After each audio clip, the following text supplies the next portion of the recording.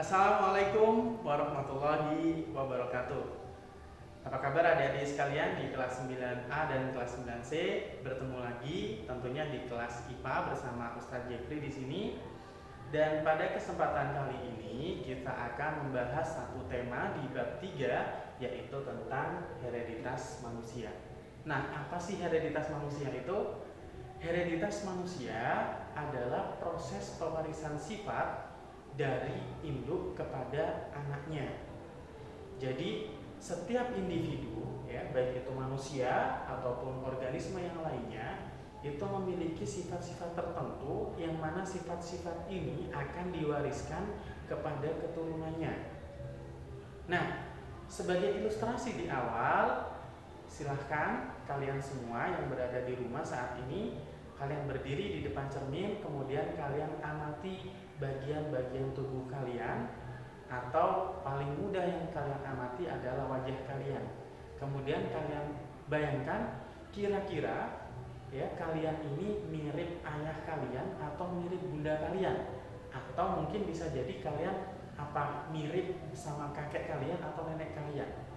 Nah, tentu kalian akan menemukan jawabannya, dan setiap orang akan memiliki jawaban-jawaban yang berbeda-beda. Nah, kenapa kok bisa kita ya misalkan itu mirip sama ayah kita, atau kita lebih mirip sama ibu kita? Nah, semua itu adalah proses pewarisan sifat dari induk kepada anaknya, atau kita kenal dengan hereditas manusia. Nah, teman-teman semua di kelas 9A dan C, agar lebih mudah kita membahas tentang hereditas manusia ini, maka kita akan bagi topik hereditas manusia ini menjadi 3 subbab besar. Yang pertama yang akan kita bahas adalah tentang materi genetik. Materi genetik. Kemudian nanti yang kedua kita akan membahas tentang persilangan. Dan yang ketiga kita akan membahas tentang kelainan genetik. Nah, adik-adik semuanya, jadi apa itu materi genetik, apa itu persilangan, dan apa itu kelainan genetik, kita akan bahas satu persatu. Tapi sebelumnya untuk persilangan nantinya kita akan belajar tentang persilangan yang terjadi pada tumbuhan. Kenapa kok tidak manusia? Jadi ada beberapa alasan nantinya kenapa dalam proses persilangan itu kita menggunakan atau belajar persilangan yang terjadi pada tumbuhan. Yang mana konsep persilangan ini atau pewarisan sifat pada tepatnya itu pertama kali ditemukan oleh seorang ilmuwan yang bernama George Mendel, di mana dia mengamati sifat-sifat yang diturunkan dari induk kepada anaknya yang terjadi pada kacang ercis, ya. Nah, nanti akan kita bahas lebih detail. Oke, untuk itu mudah-mudahan sudah dipersiapkan semua alat tulisnya, dan tentunya yang terpenting adalah dipersiapkan fokusnya untuk mengikuti pembelajaran pada subbab satu persatu yang akan segera kita bedah. Oke, jangan kemana-mana, kita akan segera kembali untuk membedah satu persatu. Baik adik-adik semuanya, selanjutnya kita akan membahas satu persatu subbab pada hereditas manusia. Dan pada subbab yang pertama kita akan membahas tentang materi genetik.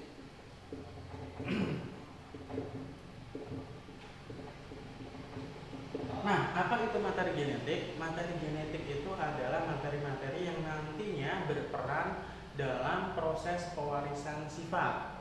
Nah, untuk lebih memudahkan, materi genetik ini kita bagi menjadi 3 bagian utama. Yang pertama, ada yang kita sebut dengan kromosom. Kemudian yang kedua, ada yang kita sebut dengan gen. Kemudian yang ketiga ada yang kita sebut dengan DNA.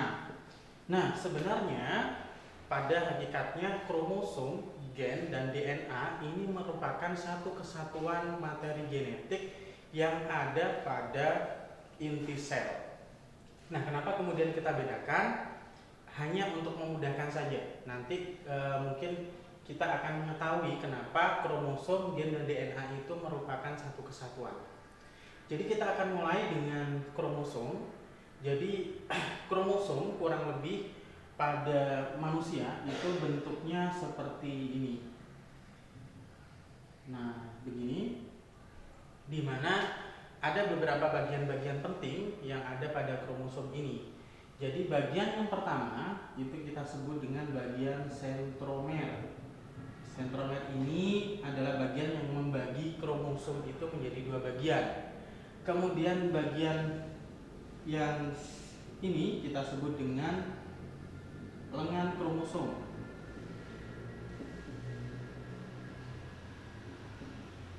Selanjutnya ada satu bagian nanti di dalam kromosom ini, di bagian paling ujung itu akan mengecil, ya. Bagian yang mengecil ini kita sebut dengan telomer.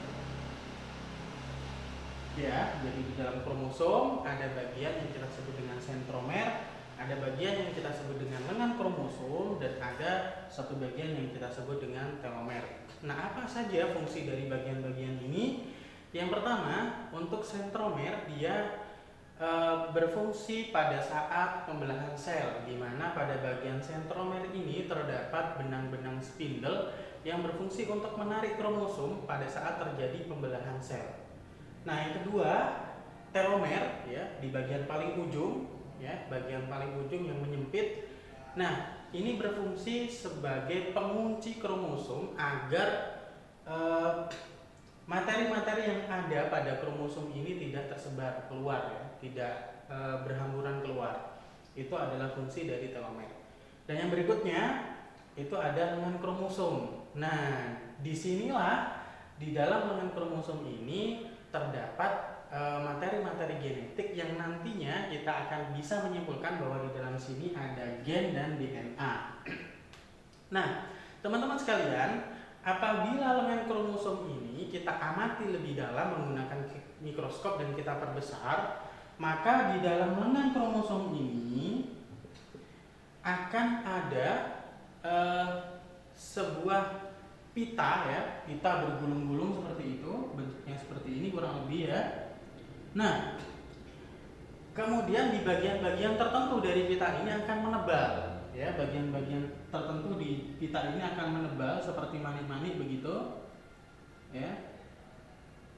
Nah, bagian-bagian pita yang menebal ini kita sebut dengan kromomer. Nah, di dalam kromomer itu terdapat ruang-ruang, ya. Di dalam kromomer itu nanti terdapat ruang-ruang atau dalam bahasa ilmiahnya kita sebut dengan lokus-lokus. Nah, di mana di masing-masing lokus itu, ya, itu ada dan terdapat yang namanya gen. Jadi di dalam kromomer ini ada ruang khusus yang kita sebut dengan lokus, ya. Nah, di dalam lokusnya itu terdapat gen.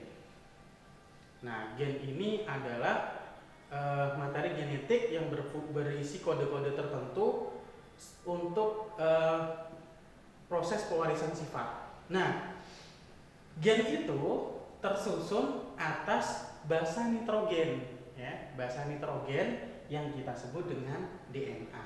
Maka nanti dari gen ini akan ke sini, ya, bahwa gen itu tersusun atas senyawa yang kita sebut dengan DNA, yaitu deoksiribonukleik asid.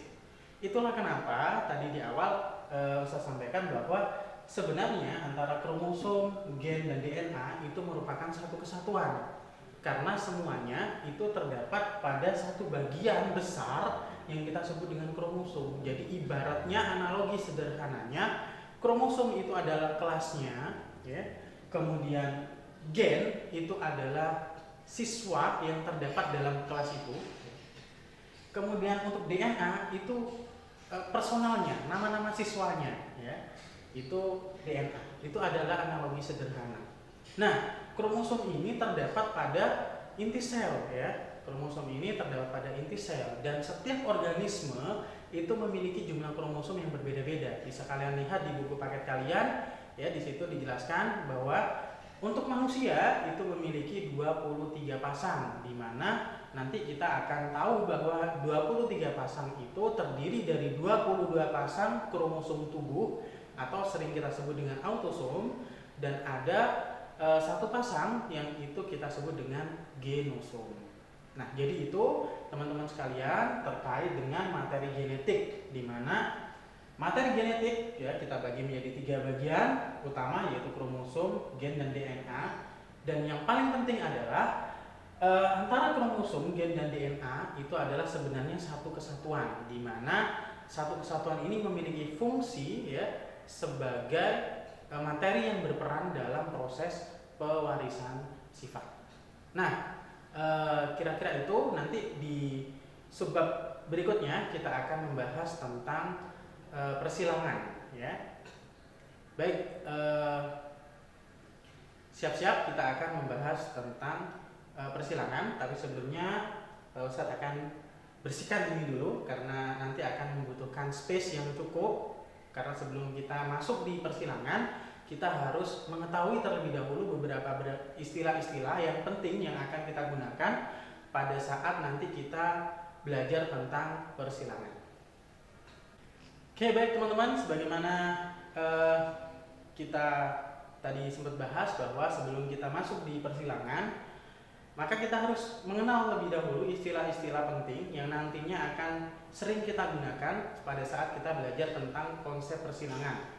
Jadi apa saja istilah-istilah itu? Jadi ini saya tulis terlebih dahulu istilah penting. Ya, istilah pentingnya apa saja? Yang pertama, kita akan mengenal yang namanya parental, disimbolkan dengan huruf P, atau istilah lainnya adalah induk. Nah, parental ini adalah induk yang melakukan proses perkawinan. Kemudian yang kedua ada yang namanya filial, atau nanti akan kita simbolkan supaya lebih mudah dengan huruf F. Ini adalah anak, ya, anak hasil perkawinan ya antara induk jantan dan induk betina. Kemudian yang ketiga kita akan mengenal istilah yang kita sebut dengan gen tadi ya. Kita sudah tahu definisinya bahwa gen ini adalah materi atau unit terkecil yang nantinya bertugas untuk proses pewarisan sifat ya. Ini unit terkecil pada proses pewarisan sifat. Berikutnya kita akan bertemu istilah yang kita kenal dengan istilah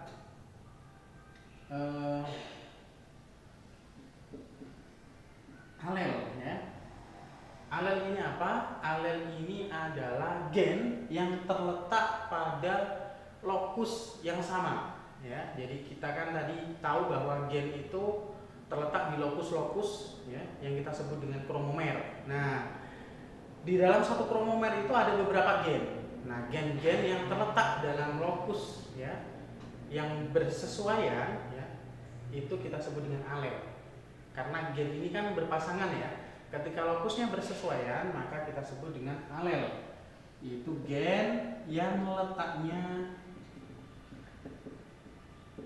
pada lokus yang sama. Oke, ya. Kemudian berikutnya kita akan mengenal istilah juga namanya gen dominan. Gen dominan ini apa? Kan tadi di dalam alel itu ada 2 gen ya, atau gen-gen yang terletak pada lokus yang sama, ada 2 gen. Nah, gen dominan itu adalah gen yang bisa menutupi sifat yang lainnya atau gen yang lain. Jadi ini kan gen ini kan mewariskan sifat ya. Maka gen dominan itu adalah gen yang bisa menutupi sifat lain pada gen yang sealel. Jadi sifat yang menutupi. sifat lain pada gen yang sealel. Nah, biasanya gen dominan ini akan kita simbolkan dengan huruf besar, ya. Gen dominan akan kita simbolkan dengan huruf besar. Kemudian ada namanya gen resesif. Ini adalah sifat, kalau tadi gen dominan itu adalah sifat yang menutupi, maka resesif ini sifat yang tertutupi atau sifat yang ditutupi, ya. Ditutupi sifat lain pada gen yang sealel, ya. Pada gen yang sealel. Kemudian kita akan perlu mengenal juga istilah genotip, yaitu sifat yang tidak tampak dari luar.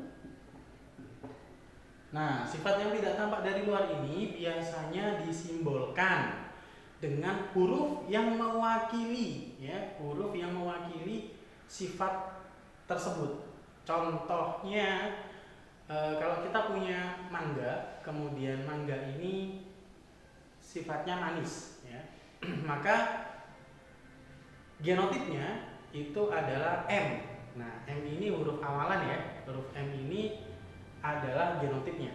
Sementara nanti kan kita punya mangga yang rasanya manis atau sifatnya manis. Manis itu kan bisa dirasakan. Nah, yang bisa dirasakan itu kita sebut dengan fenotip.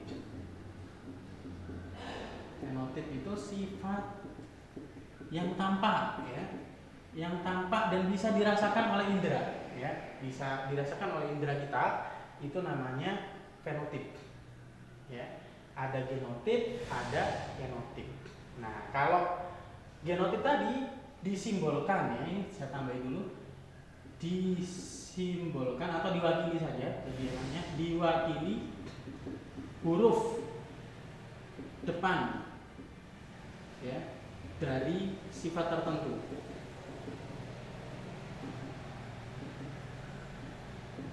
Jadi genotip itu nanti akan diwakili huruf depan dari sifat tertentu. Oke, ada parental, filial, gen alel, gen dominan, gen resesif, genotip, fenotip. Oke, kemudian tadi kan ada dominan resesif, ya. Yang satu lebih kuat, yang satu lemah, akhirnya tertutupi. Nantinya ada gen-gen ini yang sama-sama kuatnya, sehingga kita sebut dengan gen intermediate. Ini adalah sifat yang sama kuat.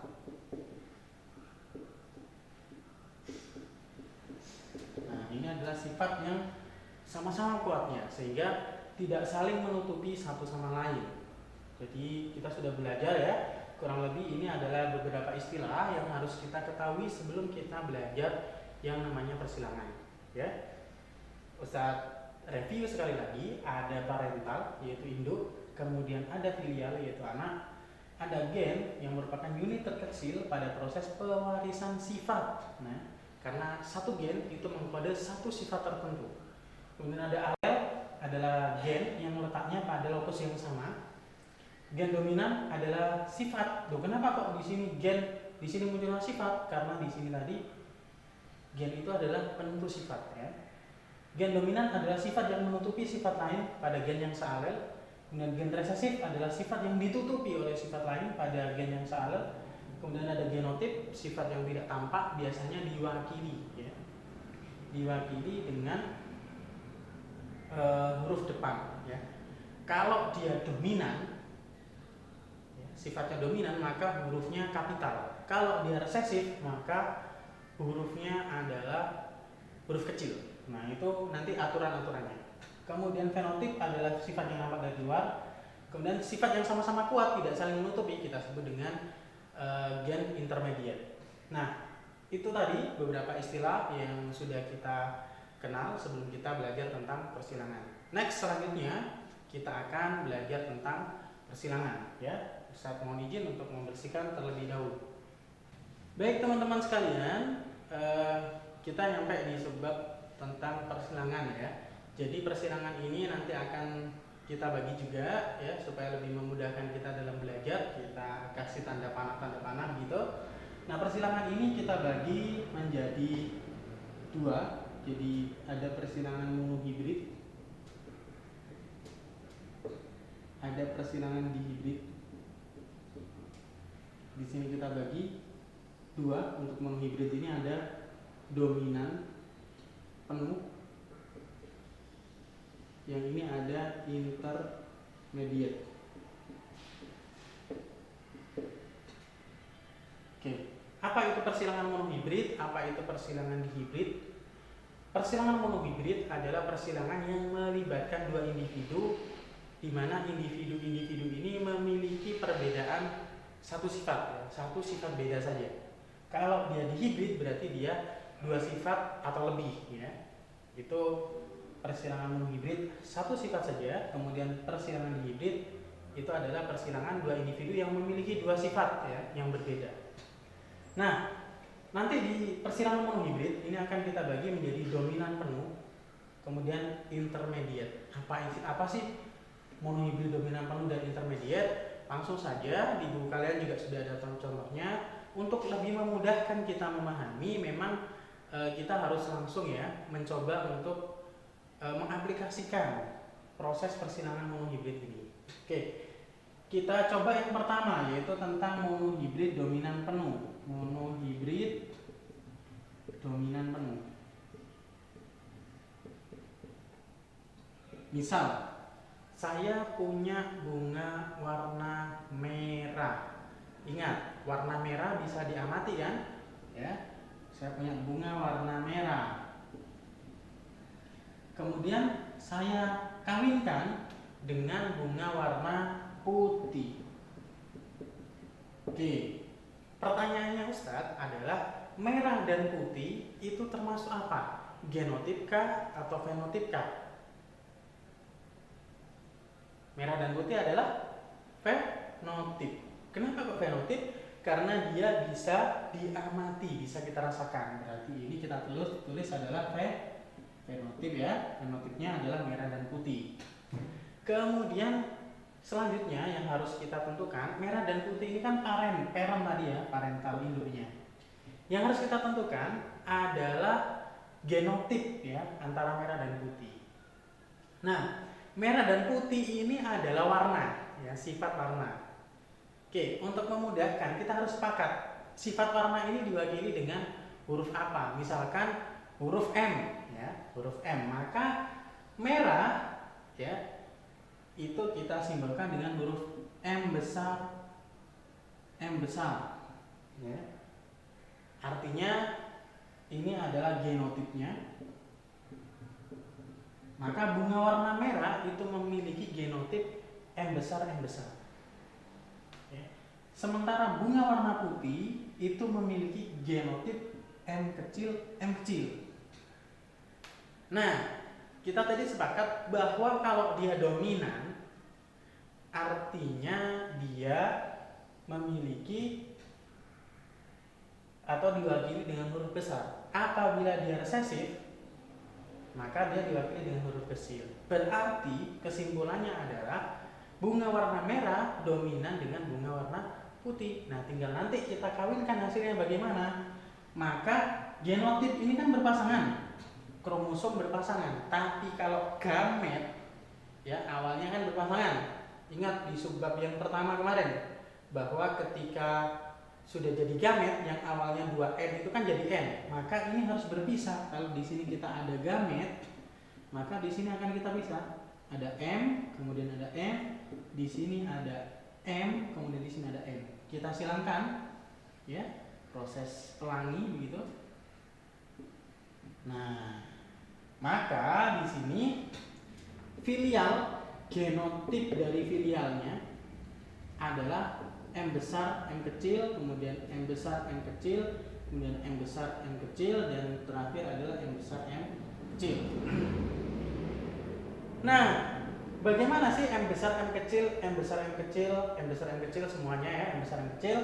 Ini kan genotipnya.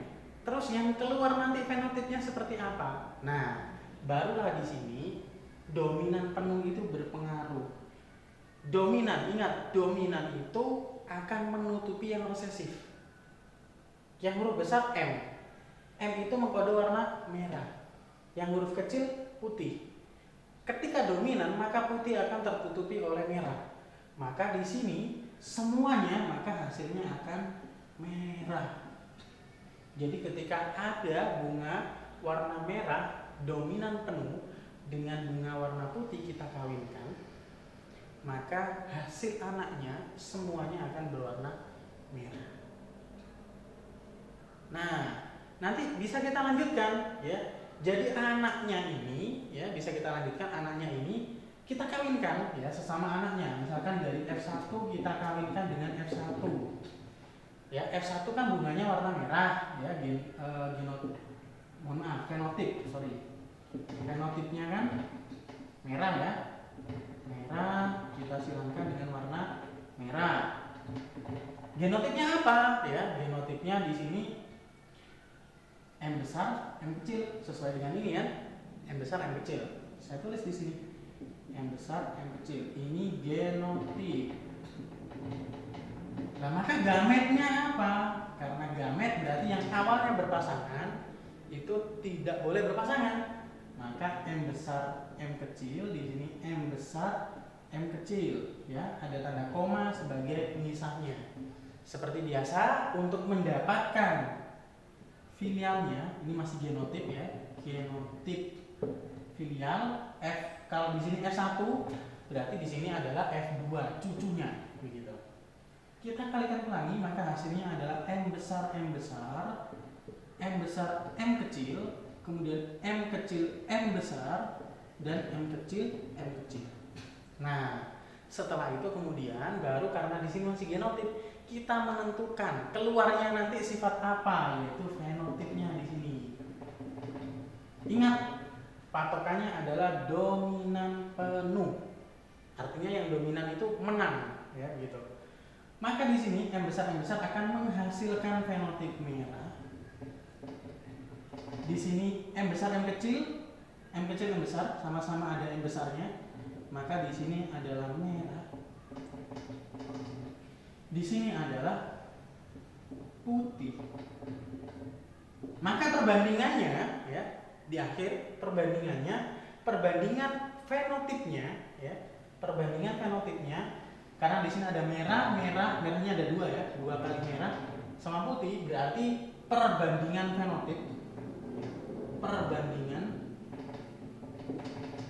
fenotipnya adalah 3:1. Tapi kalau nanti ditanya perbandingan genotip berarti kita lihat di sini. Genotipnya kan di sini ada berapa? 1. M besar, M kecilnya kan ada 2.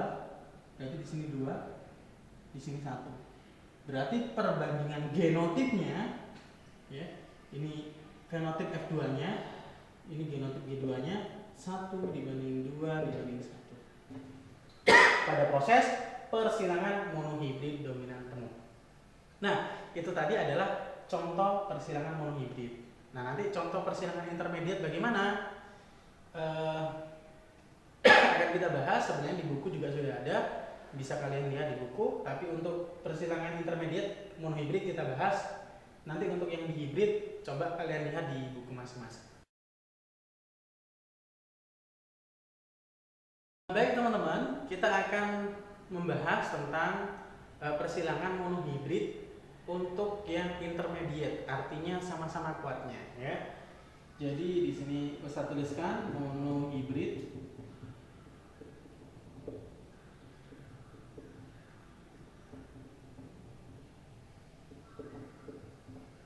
Oke, agar lebih mudah, kita tetap mengambil dengan contoh yang sama. Jadi contohnya tetap sebut saja bunga begitu ya.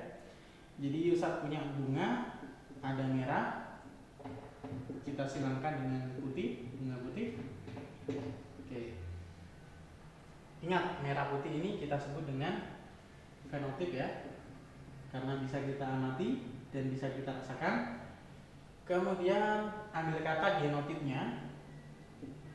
Genotipnya adalah M besar, M besar, M kecil, M kecil. Nah, karena di sini intermediate, sama-sama kuatnya, artinya yang M besar itu tidak bisa menutupi yang M kecil, ataupun yang M kecil itu tidak bisa menutupi yang M besar. Maka seperti biasa, kita di sini akan cari gametnya. Ingat, di sini masih berpasangan. Kalau jadi gamet berarti kita pecah, ya, menjadi tidak berpasangan. Kemudian kita cari genotip F1-nya, kita kalikan silang begini. Artinya sama ya, M besar M kecil, M besar M kecil, M besar M kecil, M besar M kecil juga. Nah, saat kita menentukan fenotip, ya, baru ini yang akan jadi berbeda dengan monohibrid dominan penuh tadi, dimana karena mereka intermediate tidak saling mengalahkan satu sama lain, sama-sama kuatnya. Artinya kalau di sini ada merah, di sini ada putih, maka fenotip yang keluar adalah merah muda, bukan merah putih, merah muda. Semuanya akan berwarna merah muda, merah muda.